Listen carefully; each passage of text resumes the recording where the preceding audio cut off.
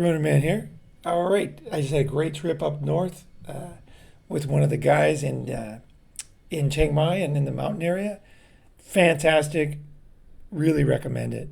Great trip, and it's nice to be with a friend and not with a some kind of bar girl like most guys go up there with. Most guys go up there and they go up there and they're like with some girl that they're gonna marry. They don't know it yet, but they do, and they enjoy the trip, and that really cements the bond.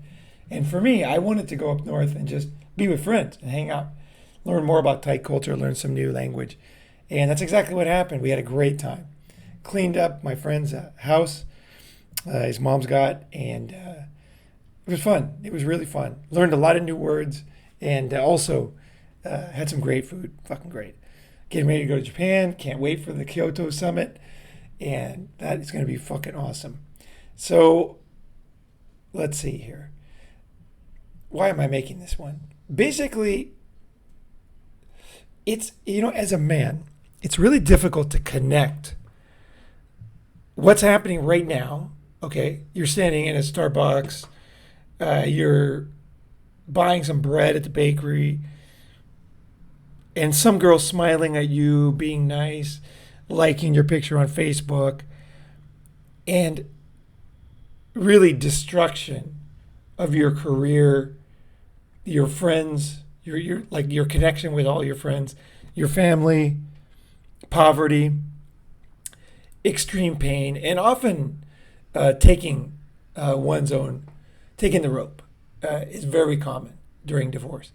And what I'm trying to do is I'm trying to hit different angles to find what it is that really affects you as a man, where you can see the truth. I just want you to see the truth and really understand how things are connected.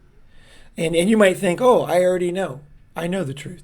The problem is you have to know in 100 different ways in order for your subconscious to protect you, right?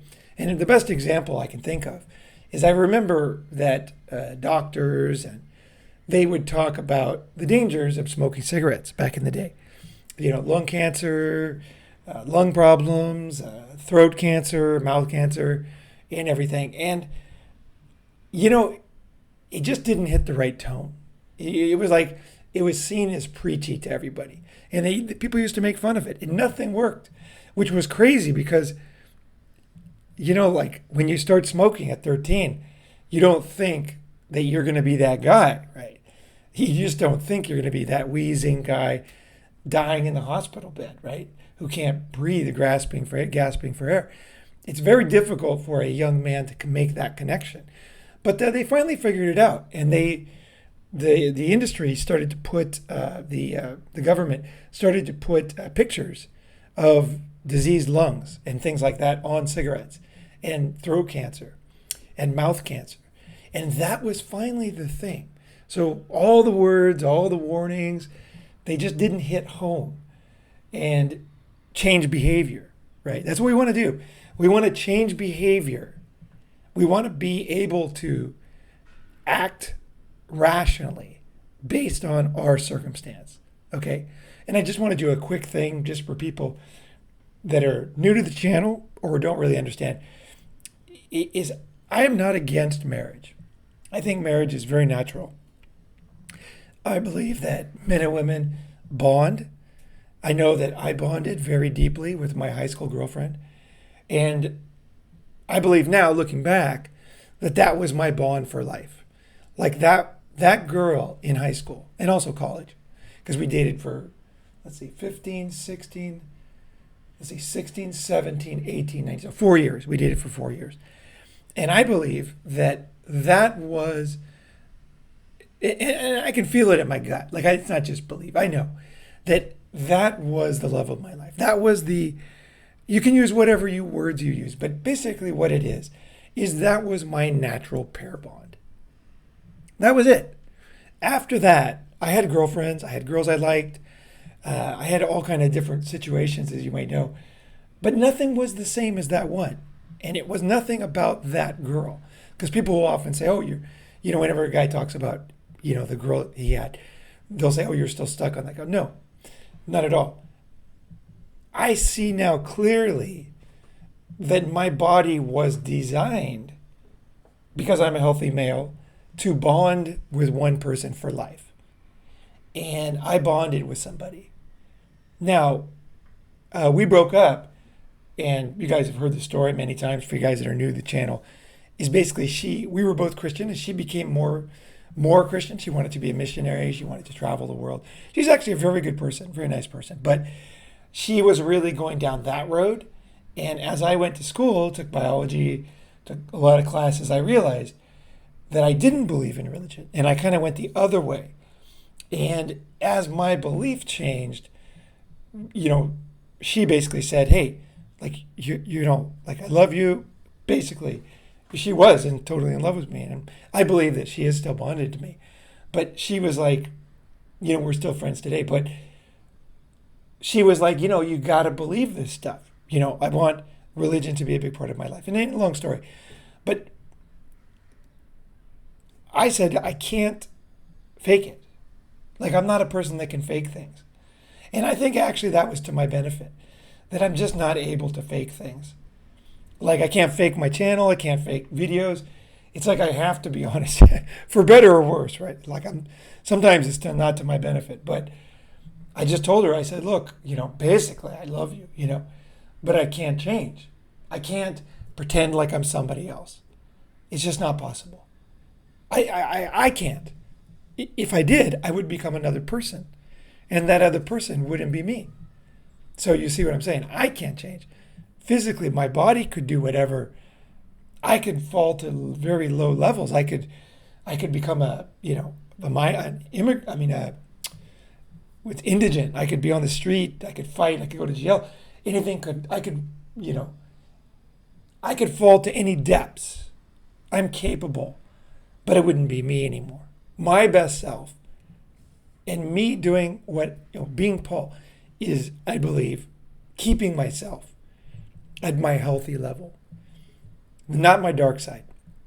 So anyway, that's a long way to say that if we would have been similar in thinking, I would have happily married that girl and happily had kids.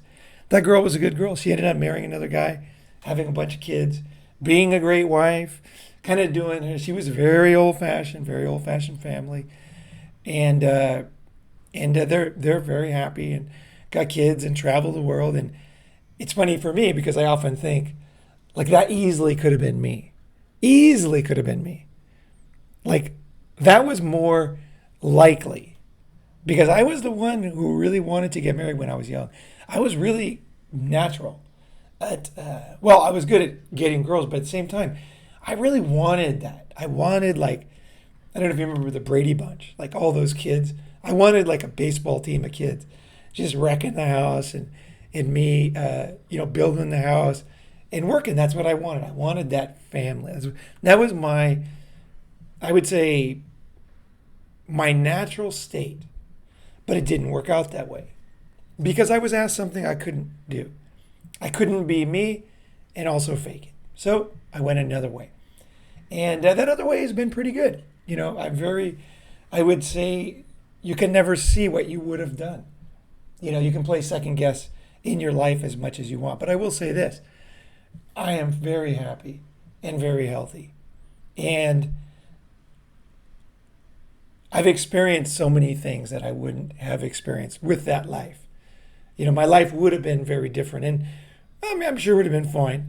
But I'm actually happy with the way it turned out. Although it was painful. Don't get me wrong. It was fucking hard. Oof. I went through a period. I went through a spiral. Okay. That's a long way to say that myself, and I think a lot of men, even if they're somewhat bitter about a divorce, I think most men, healthy men, there's a lot of healthy guys on this channel, essentially would be pro marriage and bonding if it was possible in today's environment.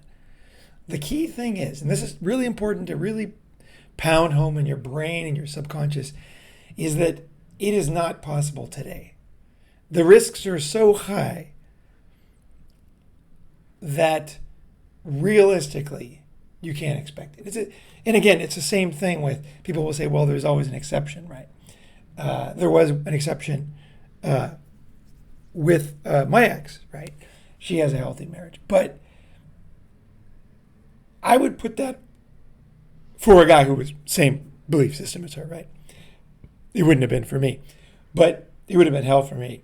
But for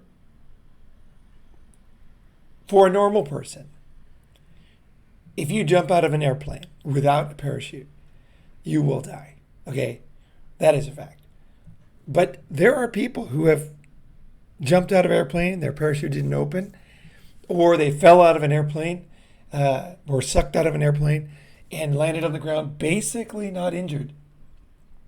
I know there was one documented study of a guy who landed and he hit one big branch of a tree, and the branch broke just at the right amount that it took his fall, almost like a trampoline. And then the only thing he had was a broken hip and a broken arm, I think. He might have had 2 broken hips, or broken on both sides. Anyway, he was fine. He just went through surgery, and the guy was fine. Another guy, I think it was even easier. He landed in a bunch of trees and basically wasn't injured. So I'm not saying that falling out of an airplane without a parachute means you will die. There are people who do live, and there are guys who do have happy marriages in the West. But I think it's just important to know that it's not, it's you have to pound in your head that it's just not possible these days, because it's so unrealistic. It's the same thing as guys who are rich off gambling. They walk into Vegas totally drunk, put money into a machine, throw money onto the blackjack table. There are definitely people who've become very, very wealthy doing that. But they're so rare. And the fact that they exist, it's almost kind of evil, because it draws these other guys in who gamble money thinking that they're going to be that guy, right? They're going to be that guy. They're going to be the guy who makes millions of dollars at the blackjack table. Then he goes home and he comes back and he wins, another $10 million, doing something else in the casino, right? That is possible, but it's not probable. Okay, that's how many things in life work. The same with Bitcoin. If you know anything about Bitcoin, you have what's called your private keys, right? Now, those are just words, and anybody could know them, okay? So you could guess, out of all the words in the world, you could guess the sequence of words that is somebody's private keys. But the problem is it's so unlikely, even if you had all of Google's power and all of Amazon's power and you spent, 500 years running the computers at full speed, you probably wouldn't get it yet, because it would be too unlikely. But theoretically, you could just get a pen or a computer and just type in whatever it is, 9 words or what, I can't remember. And then you could just get someone's zillions of dollars on Bitcoin. But that's how life works, is when things are so unlikely, people, they discourage their children from trying to be, sports stars, rock stars, win money gambling, because the adults know that it's unlikely. And I want you to think about marriage in the same way. And also, I think that's the best analogy, is a gambler who gets millions of dollars every time he walks in a casino, right? I'm sure that's happened, absolutely. There's a guy, there was one guy who got hit by both nuclear bombs. He was on a business trip to Hiroshima, and then he was from Nagasaki. He went to Nagasaki, got hit by the second bomb. You can have good luck or bad luck. That's infinitely unlikely. Both that he was there, and then also that he survived. And he was near ground zero. I mean, that guy, that guy is a character. He died recently. I wish I would have heard him speak, because that guy was, man, talk about unlikely scenarios. And then he became famous because he had such bad luck, essentially, right? And his life was great because he ended up being healthy, and you know what I mean. He was incredibly unlikely on the bad side, and then in the end on the good side, he was like a public speaker, and he made money. He was famous. He was respected. I mean, You might be a guy like that, but if you're not like that, then you're going to be the guy like everybody else. Which in the end of the day, you have to assume you're everybody else. It's not that, the woke thing is like, oh, you're a fucking superstar, everybody gets a trophy. Yeah, you might be, okay? You might be, okay? I'm not saying anything like, get real. All I'm saying is you don't know till the end of your life. Like, you won't know if you're that guy until the end. So don't bet on it. Bet on things that are high probability. Okay, so now we go into Mr. Costner. Now, I got a little connection with him because, one, he went to the school I went to, and he was actually in the fraternity next to my fucking fraternity. And we're almost the same age, so I just missed him. And he was there for 4 years. He was in my school, and I just missed him. He had just graduated when I got there, because I didn't go to that school till my fourth year technically of college. Right? I didn't graduate till 6 years because I changed schools. Long story, 3 times. I went to 3 schools, and then I graduated from that school. But I remember, like, he was already famous, like, right away after college. And I remember, like, walking by his house, his fraternity house, and just thinking, wow, that's crazy. Like, I wonder if I could, you know what I mean? You never know. Could you be a movie star or whatever, And I think that wondering is good. It's good. It's good to have a positive outlook on life. But don't assume that you're going to be. Don't fake it till you make it, basically. I hate that fucking term. Don't fake it till you make it. Just know the odds, be realistic, right? But at the same time, do everything to be the guy who does survive, who does kick ass. I mean, I am that guy when it comes to physical stuff, but I didn't know that when I was young, and I'm glad I didn't know that. But I mean, I survived insane motorcycle situations, racing bikes, crashes, underwater. You guys have heard the stories, right? And so I would say that there's like some kind of angel on my shoulder. There was, but even for the guy that is, you don't want to think of yourself that way because you never know when it's going to go fucking way. So don't look a gift horse in the mouth, right? Just thank God that you fucking made it, right? And that's for the guys that are lucky. But let's get back to the realistic situation.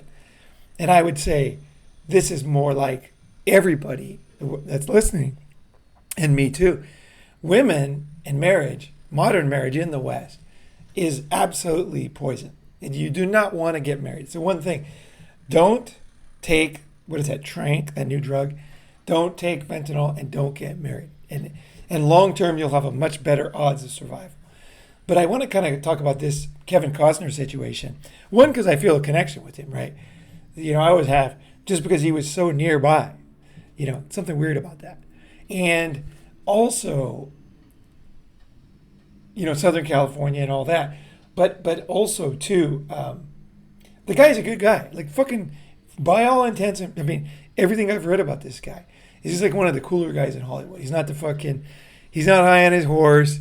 He keeps himself in shape. Here he is older, and he's going to the top again. And, like, he fucking treated his wife good. I mean, it was a brutal divorce, and nothing came out. The guy hadn't done anything. He's not doing anything weird. He's a fucking good dude, from all that I've seen and everything that came out during the divorce. This guy's a fucking good guy, and I like that. I think that's cool. You can't paint everybody the same, right, in Hollywood. There's some fucking good guys doing everything, right? And anyway, so when he got divorced, I felt bad for the guy, to be honest. I was like, oh, man. And I knew there was a terrible divorce. Let's go back through. That's another topic on here. Inside Kevin Costner's wife. Let's go back. Before we talk about right now, the real topic of this video, let's talk about the beginning real quick. Let's see here. Why did she divorce him after 18 years? Okay. She, as far as I understand, doesn't have a career, basically just has an aging body. And she divorced him During filming, Kevin is not around very much. Okay, let's just stop there. During filming. So when you're filming a movie, I don't know if you guys have ever been on the movie set. I have, and I've been in movies. And you have to go there. It's a location. It's not like a remote job that you can just take videos of yourself and send them in, right? I'm joking, right? It's like obvious, right? So, and also too, it's very expensive, okay? So the cameraman, there's a lot of complex support system that goes into a movie. And when anything happens, for even a day, if the weather doesn't work with you, if something goes wrong, it can be incredibly expensive. But so actors are not allowed to leave when they're filming movies. They have to stay there. That's part of getting the big money, is that you make the sacrifice, which is, for the millions of dollars, totally worth it. But you have to leave, right? You can't be there. You have to leave home, right? You have to be at this new area. And unless they're filming a video next to your house, which is I've never heard of, you're going to have to not only go to the set, you're going to have to fucking travel to different sets. Because you might film some of it with CGI, you might film some of it in a location, you might film, it's funny, like when you watch a movie, you think it's all in one place, but often it's completely different places, right? It looks like it's Italy, but it's actually not, right? So you are very much on demand. You sleep nearby. You work very hard, and then the filming's done because it's very expensive in a certain amount of months, and that's it. Finished. You're done. You go home. She divorced this woman who doesn't work. Okay, spends time at her Santa Barbara home. Santa Barbara is beautiful. So she sits around with millions of dollars in the Santa Barbara home, married to an actor. Now this wasn't a blind date. She knew he was Kevin Costner. So she marries an actor that goes on set to make movies. And he's one of the very, very few A-listers in the world. So when she married him, she never knew if he's going to be a successful actor or not. Most actors end up failing, okay? Most actors are poor, okay? If you've never been around Hollywood, you'll see actors that are famous waiting tables because they used to be famous and now they're working in the muffler shop. Very common. Or dead because they can't handle the fall from grace. They drink themselves to death. The healthy ones end up working in the muffler shop, making sandwiches and stuff. And I respect those guys because it's just like falling out of a tree. The odds of being a successful A-lister are infinitesimal. Basically, they don't exist. It's so rare. Kevin Costner is one of these guys, one of these Brad Pitt characters who was famous from his youth when he started making movies in after college until now, which is amazing. He's amazing. He's one of the guys. His career is amazing. And so despite that, the guy's a fucking A-lister in his 60s, right? This woman has no gratitude. And seemingly like no, it's amazing. This is a complimentary article by Parade about her. And she's admitting like she divorced him for no reason. It's not because he wasn't successful. It's not because he didn't love her. It's not because he wasn't a good father. It's not because there was money. It's not because of drinking. It's not because of his mother. It's not because they lived in a place she didn't want to live. It's not because he got fat. It's not because he yells at her. It's not because of physical abuse. It's not because of emotional. It's not because physical problems, in a wheelchair. She literally can't come up with a reason. Kevin, during filming, Kevin is not around very much. That means that he does come home to filming, which is the prerogative of a very top few actors in the world. The other people, they're always there. The light guys, they're fucking, the sound guys, they're fucking there all the time. But the A-listers, they get a chance to fly home for a day or whatever. He's not around very much. That's the most he can do. Okay, just for you guys that don't know acting, that is the best. Let's put it this way. During filming, most actors are getting drunk, taking drugs, and fucking the other actresses and people in that town. And their interpreter and all these other guys. I'm telling you from experience. That's what they do when they're on set. They're fucking around like crazy, and their wives are at home pretending like it's not happening. That's the reality. Okay. Kevin not only is not doing that, because it never came up during the divorce, and it was a brutal divorce. So basically, not only is he an A-lister, not only is he handsome, not only all those things I said before, he actually comes home during filming. I didn't even know you could do that until I just saw that.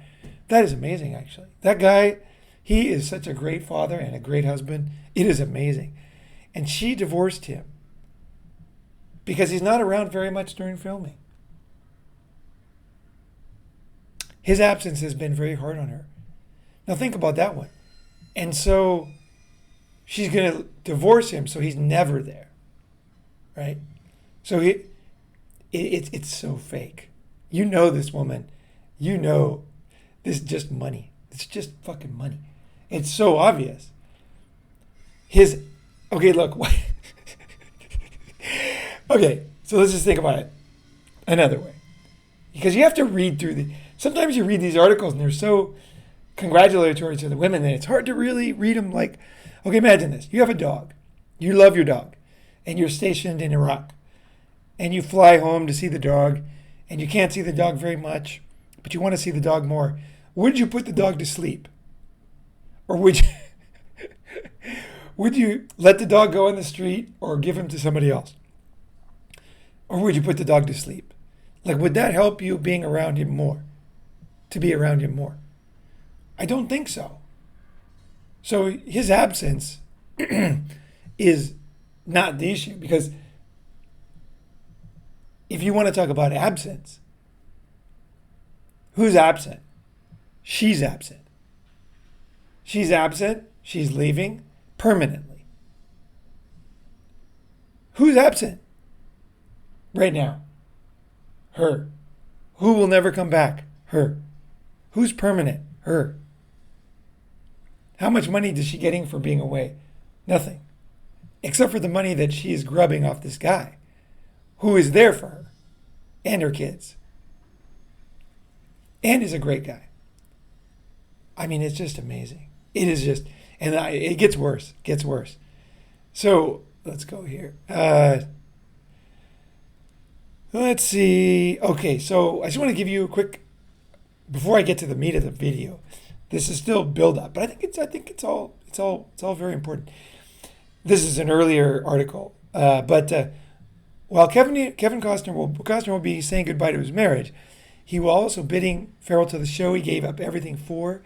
Insiders say constant halting of production due to scheduling to see her, cut the series short, season 5. Because Kevin didn't come to work because of the divorce, okay?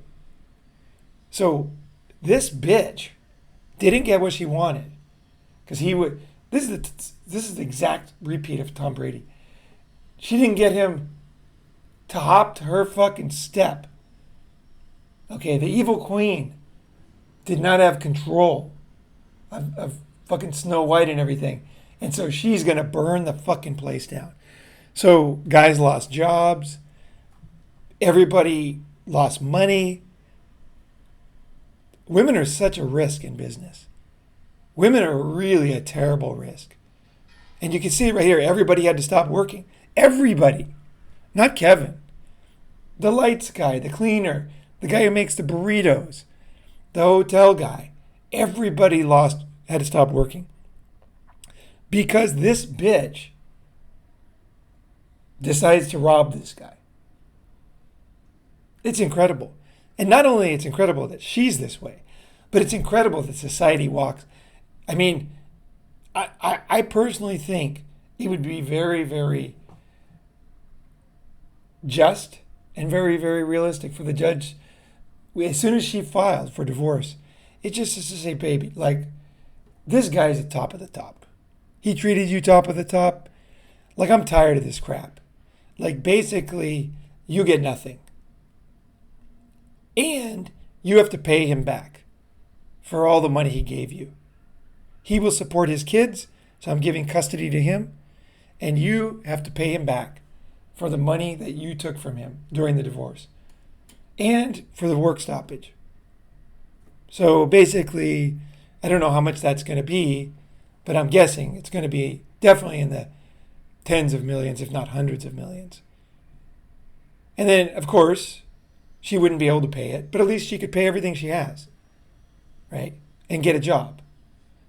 And I think, realistically, if you just look at divorce from the outside, that's the way we handle disputes. I mean, when one person's wrong, we don't side with the person that's wrong. You know, if two business partners are together, one guy rips the other guy off and then demands payment, they're like, wait, you stole from that guy. You have to pay him back. Nobody's paying you for ripping people off in business. You know, no other court case pays you for ripping people off, ruining careers, making people lose money, causing trouble. Nobody gets paid for that. That's bad things. Those are bad things that should be punished by the courts. So the problem is not her in this case, this part here. The problem is her, but in this particular case, society should wake up and say, wait a second, this is a good person. Like, this is the very definition of a good man. Top 1% guy. And this woman, you know, she robbed him. And she's really trying to ruin him. And we're not going to support that. Like, she can go and learn what life is about. Same as when, you know, I know a guy who, he's from a wealthy background. And he just fucking squandered it, right? And his parents just kept helping him. Finally, they, you know, he was on drugs. He was going to rehab like a million times. And finally, they just said, go get a job. Like, get out of the house. And he had to learn hardcore reality. And that is called tough love. That's not tough hate. That's tough love. That is a good thing. People need tough love because sometimes all of us, me included, we need to see the results of our actions. Otherwise, we never learn. This is actually in her benefit.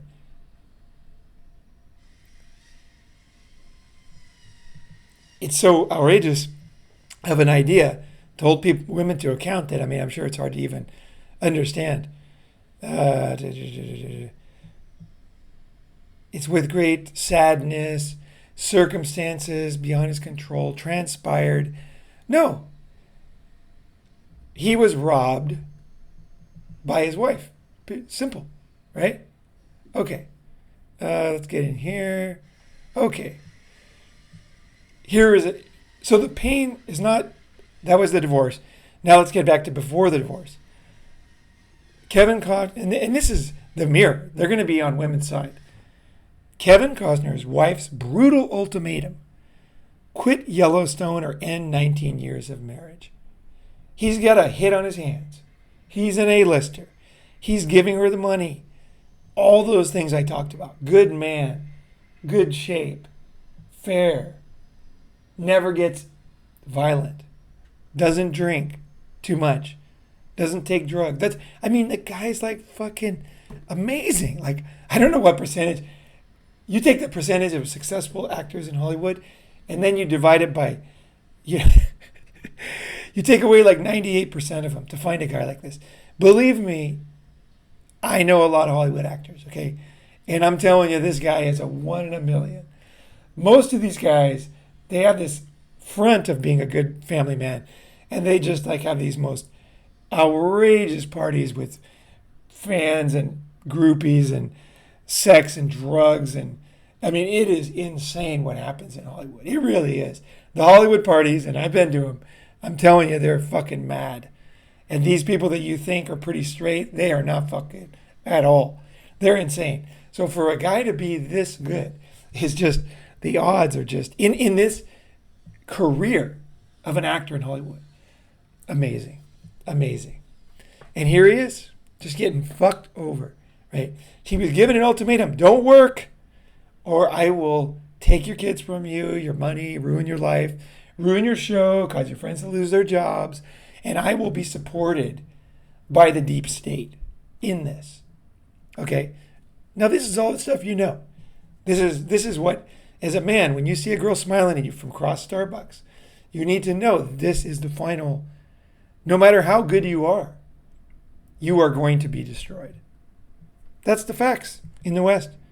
That is the facts. You might be the guy who falls out of the airplane and is fine, but you will not be. Your parents, that's your dad talking. Like, you will not be, son.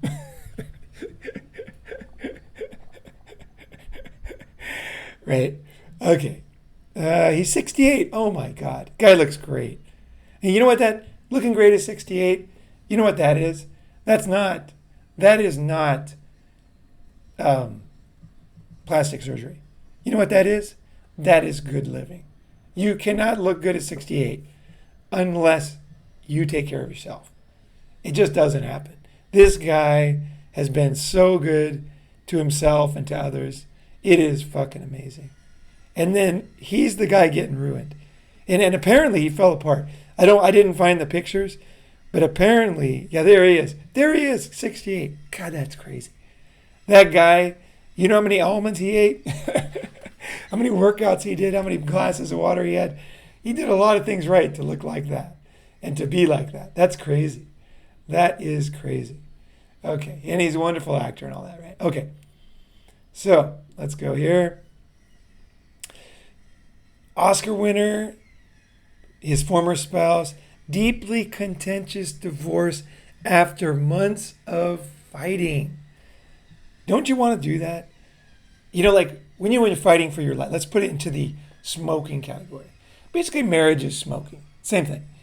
So before you die, you might die of lung cancer. The worst part's not dying. You ever seen somebody die of lung cancer? Yeah, I have. Okay, my good friend's dad. It is so sad. They are literally, at the end, they're just like dying for a breath of fucking air. That's it. It's terrible. It's terrible. Now, again, when you're 13 and you're smoking, you don't really think about that.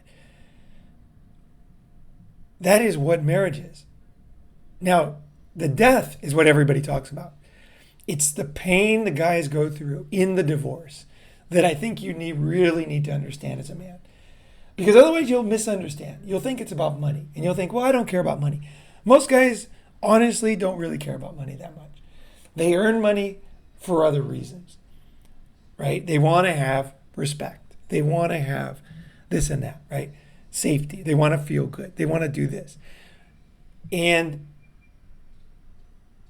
so the thing that you really dread is that torture and pain before death. And that's what the divorce process is. If anybody's been in a court case, I actually want to do a video with Stingray, about this.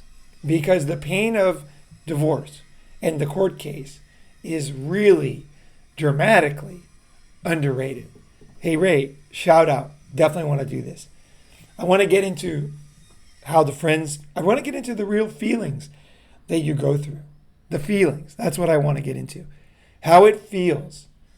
We do things because the way they make us feel. We get a hot woman because it gives us respect. We work out, so we look in the mirror and we feel confident, right? And the way you feel during a divorce is so painful that really guys don't really talk about it. It's like so painful that I got a friend who is constantly shaking. Like his hand, like an alcoholic, but he doesn't drink. Because of the pain he went through from his divorce. I've never asked him about it, but I remember what happened.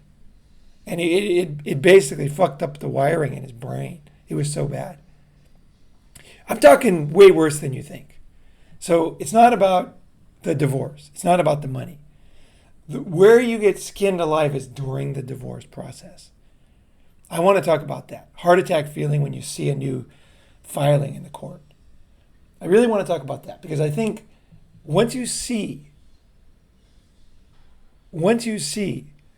what you will feel if you get married in the West, once you see that, you can't unsee it. It's incredible. And you'll have great sympathy for men. So let's go, let's see here. So we're talking about the marriage, okay. Millions of dollars paying in fees and blah, blah, blah. Okay. Bidder, 370 million. Oh, nice. Nice. Shock split. You know what that means? That means he thought she loved him. He loved her. Shock split. That's what that means. Nasty. Ooh. Isn't that, don't you want that? Ooh. Rumors. Don't you love that? Rumors of an affair. Guess what? They never came out that I heard. But don't you love those false allegations? God, I love those. And claims of homelessness. Oh. No way. This is great. Oh, this is comedy. $370 million divorce. She claimed homelessness. Oh, that's great. I'm just going to skip the rest of this one. That's too hilarious. Oh, God, that's fucking great. Oh, man. This is his second divorce. First divorce was $141 million. Oh, he claimed him. Oh, okay. Oh, that was during his first divorce. Oh, okay. I thought she was... Oh, it's even worse. He was homeless in his first divorce because they shut down his accounts and stuff. Oh, my God. You guys... You gotta see it when the girl smiles at you. You gotta see this thing. It's like lung cancer. Before you smoke that cigarette, see down the street. See the lung cancer. See the lung cancer. It's right here. Okay. And what did she cite? Oh, our favorite thing. Irreconcilable differences. That is right there. That is modern divorce. No reason. No reason.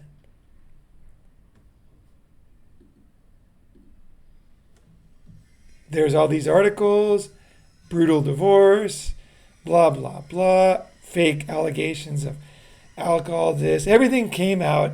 It's such bullshit. Oh, my God. The false allegations. You know, people often say that false allegations are rare. False allegations are the common thing in divorce. Common. Every divorce has them. Women falsely accuse their husbands in the beginning, often in the pleadings, okay? He's a current alcoholic, things like that. Then you find out later in the case, the guy doesn't even drink at all, right? It's like, what? If that's not a false allegation, what is, right? And that's what you get. Every single divorce, you're going to get that. And every man knows this, and every fucking judge knows it. Meanwhile, nobody says anything.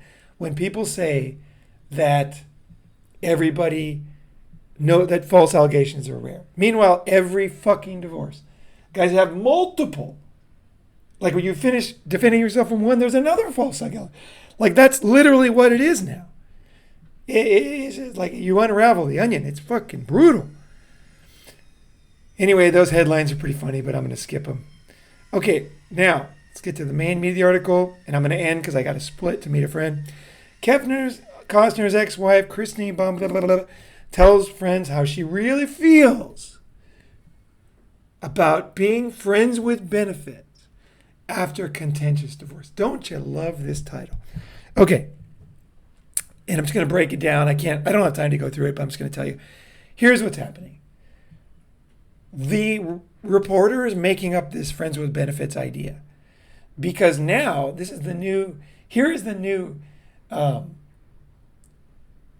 frog in boiling water. Okay. The new heat added to the water is that not only do you lose your house, not only do you lose your kids, not only does taking the rope skyrocket during divorce. So basically often kills you. And often absolutely guts you where you're shaking like you have Parkinson's. Like literally. Guys are like that. Guys are ruined men. Often after divorce. It's so tough on guys. And nobody cares. Isn't that great? But on top of the money, the alimony for life, losing the kids, being lied to, having the kids believe the lies and not want to be around you, crying, losing friends, losing your career. You know, like you can see this, like Will Smith just got blacklisted. He got blacklisted not because of the slap. He got blacklisted because his wife keeps writing books that keeps his name. This is why they blacklisted him. He would have been forgiven for that one mistake. They still wanted him in Bad Boys 4. This is before the blacklist. The blacklist happened when his wife, Jada Pinkett, fucking lovely, is coming out, rumored to be coming out with her second book. She had her first book recently, or her first book about this whole thing. And what it did was that book brought his name up in a very negative context. Another great guy, another 1%, another destroyed, gutted man. You can laugh at Will Smith, but I don't think you should. Don't laugh at Will Smith, and don't laugh at Tom Brady, and don't laugh at fucking Kevin Costner. Realize that this could be you. A man being destroyed, dismantled by an evil person. Dismantled. Destroyed. Ruthlessly and without care. And now his career is ruined. So she got what she wanted. She was able to brag about fucking Tupac. She was able to take his money. She was able to be a star again. She was able to almost get him arrested. Now, why did he almost get arrested? Everybody's got their theories. From my study of personality disorders, I would say it's called reactive abuse. So reactive abuse is, and again, I got to cut this short, is basically like, you know, when the dog, like someone's riling up, the dog's tied to a tree, and you're just riling the dog up every day, all day, just riling him up during a picnic. You know, you're snapping him with a towel, you're throwing rocks at him. The dog looks very dangerous and mean. Anybody walks up, you could say, look at this, terrible dog. The reason why the dog was, 2 hours ago was smiling, jumping over, chasing butterflies and rainbows and dandelions, and now he looks terrible. Why? The dog was set up. And that's reactive abuse. So you abuse somebody so that they react afterwards. Who files 80% of divorce? Women. The other 20%, ask any women, and at least 10%, they force their husband to do it, to file. I'm serious. Ask women.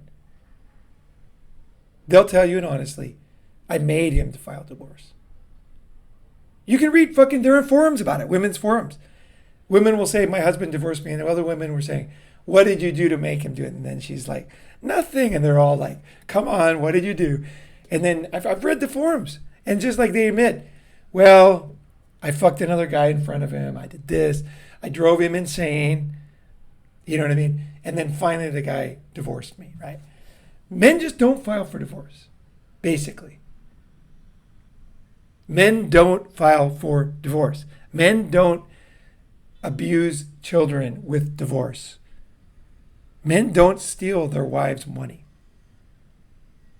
Men don't cause their children to have greater likelihood of homelessness, drug abuse, sexual abuse, as happens with divorce. Women do.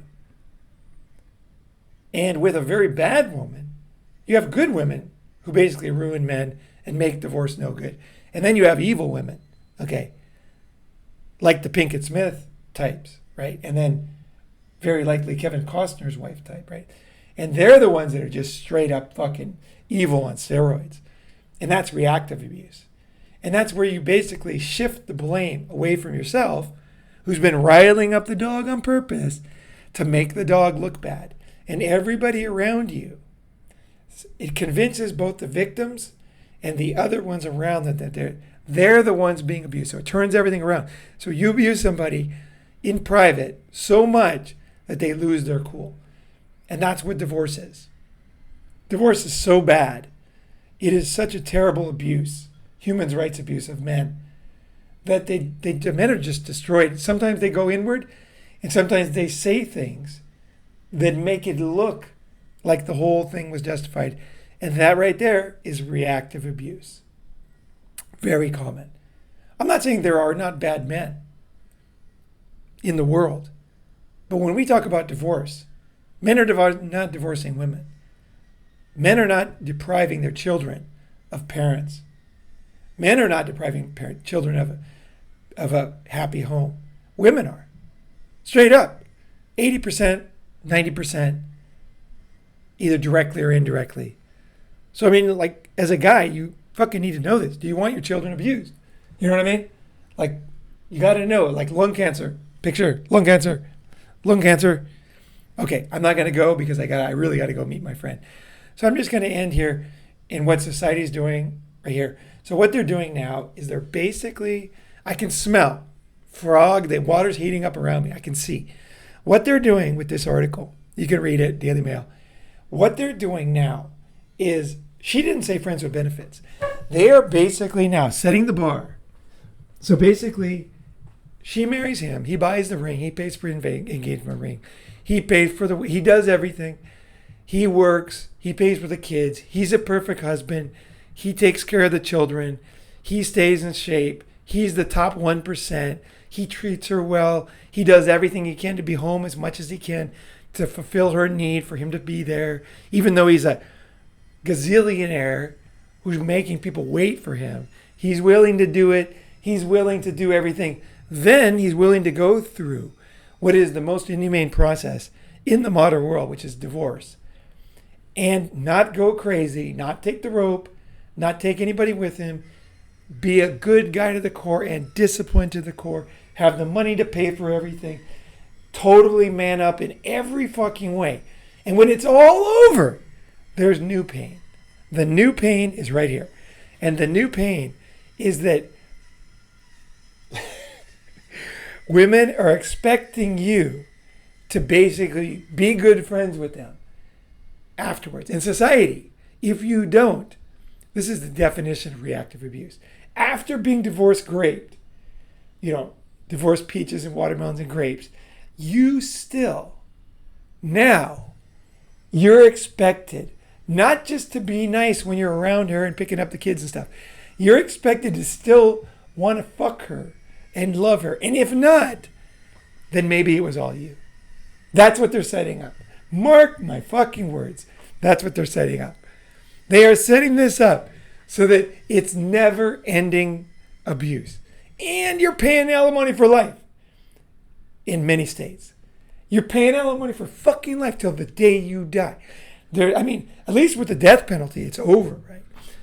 It never ends. It's like a lung cancer that never ends unless you end it. What a terrible thing. What a terrible thing. And what an abuse of such a lovely thing, which is the bonding.